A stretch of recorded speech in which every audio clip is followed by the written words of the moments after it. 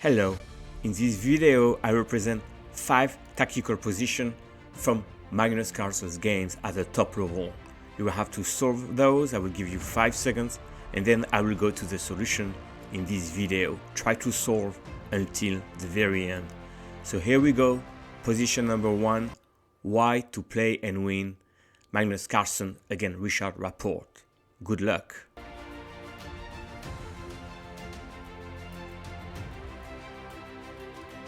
And now the solution. First move, bishop f6. Rapport took on f6. And here what was the crushing move? Rook h7, win on the spot. Why is that? You can take, and here knight f6 with the fork wins. Let's see that. And white as an exchange. So now there was a couple of variations. On the first move, Rapport took on f6. If we were to move the king, then check. Obviously, you cannot take here because rook h8 is coming. And if you take with the queen, this is winning the queen. And the second variation over here, there's the fork after everything exchange on h7. But what if Rapport would have played king g8? Then this is losing with checkmate and 2. So to sum up, the tactics here was take, and rook f7, winning with the fork. Let's go to the next one. In the second position, black to play and win, Magnus was facing Grandmaster Dominguez. Good luck. And now the solution as played by Magnus in the game. The first move is a rook sack. Rook takes b2. Now obviously the rook on e2 cannot take because you would win the queen on e4.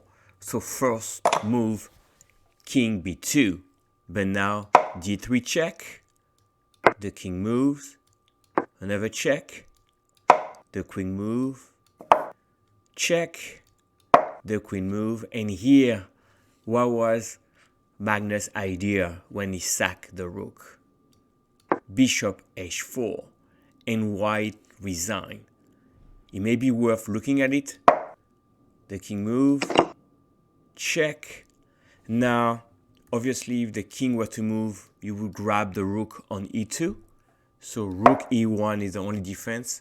And here, check. And this is a winning pawn endgame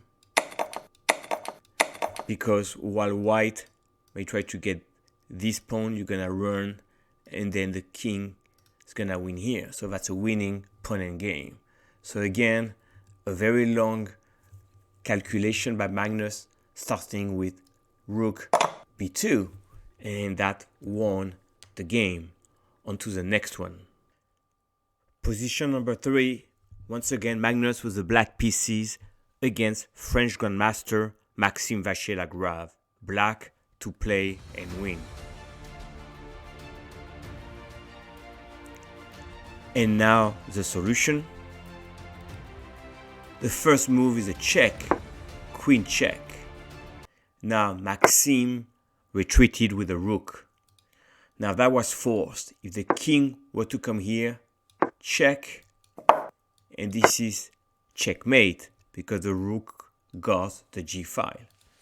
So queen c1, rook f1. What was the follow-up? It is 9g3 check. Now, if the queen were to take, you take on f1 and you have an extra piece. So on knight d3 check, the king went on g1 because going to h2 you would simply capture with check. So king g1. And now, what was the winning move of the combination? Magnus played against Lagrave, queen e3 check. And the French Grandmaster resigned. So why is that? If you were to cover the check, then you take on f1. You do another check. And here you do bishop c4. and you have a winning attack against the king. Let's continue the variation. Check, check, and here you could do check, check, and checkmate.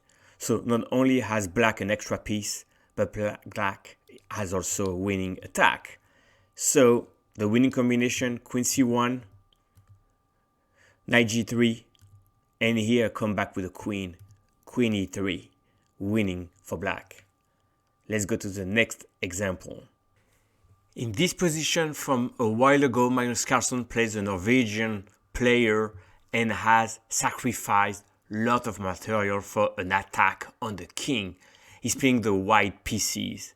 This is fairly long, so good luck, white, to play and win.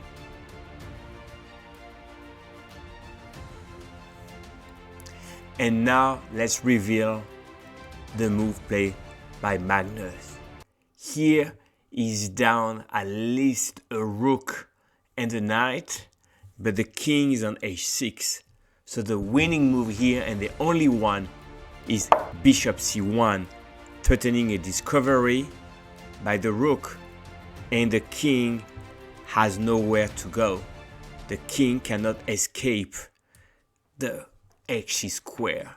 So here black took on d4, rook g4, discovery check, and here queen e3, giving up the queen, where obviously the queen on c2 covers h7, so the only square available for the king is king h5. But here what is a mate?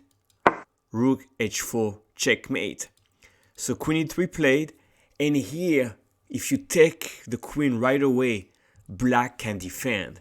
So the right move is rook h4, played by Magnus. Knight h5, take, take, check, the king moves, and only now you take the queen. Now black has two rooks, but the big problem is the king on g4. Rook ac8 played, attacking here the bishop, king g2, black took here. There was no defense anyway, but now is for checkmate. h3, check, check, and queen d4, checkmate.